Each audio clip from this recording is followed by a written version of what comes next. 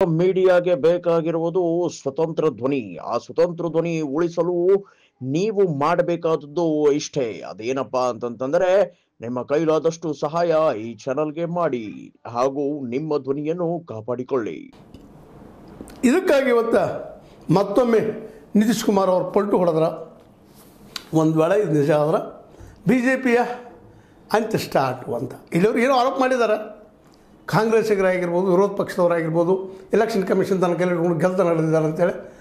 ಇಂಥ ಒಂದು ಅಧಿಕಾರ ಚೇಂಜ್ ಆದರೆ ಅಧಿಕಾರ ಬದಲಾಗಿ ಹೋಗಿಬಿಡ್ತಾರೆ. ಅದು ಜ್ಞಾನೇಶ್ ಕುಮಾರ್ ಅವ್ರ ಗತಿ ಏನು ಮುಂದೆ ನೋಡುವಂಥದ್ದು. ಯಾಕೆಂದ್ರೆ ಯಾರಿಗೆ ಅತಿಯಾಗಿ ಬೆಂಬಲ ಕೊಡುವಂಥ ವ್ಯಕ್ತಿ ಇರ್ತಾರೋ ಇಂದಿಲ್ಲ ಅವ್ರಿಗೆ ಹೊಡೆದು ಬೀಳುವಂಥ ಸಹಜದ. ಅದೇನೂ ಇರಲಿ, ಇದು ಸಾಧ್ಯನಾ ಅನ್ನುವಂಥದ್ದು, ಸಾಧ್ಯದ ಯಾಕಿಲ್ಲ ಅನ್ನುವಂಥದ್ದು. ಯಾಕಂದ್ರೆ ಬಿಹಾರದಲ್ಲಿ ಏನೋ ಶಾರ್ ಅವ್ರು ಮಾಡಿದರು, ತಮ್ಮವರನ್ನು ಮುಖ್ಯಮಂತ್ರಿ ಮಾಡಬೇಕು ಅಂತೇಳಿ. ಇನ್ನೂ ಪ್ಲ್ಯಾನ್ ಅದು ಮುಗಿದಿಲ್ಲ. ಇವ್ರನ್ನ ಮಾಡಿಕೊಡೋದು ಅನ್ನುವಂತಹ ಒಂದು ಲಾಬಿ ನಡೆದಿರ್ತದೆ. ಭಾಳ ಚರ್ಚೆ ಭಾಳ ದಿವಸ ನಡೆದಿತ್ತು. ಮೇಲೆ ಆಗ್ತಾನೆ ಇತ್ತು. ಹಾಗೆ ಸುದ್ದಿಗಳು ಬರ್ತಾನೆ ಇತ್ತು.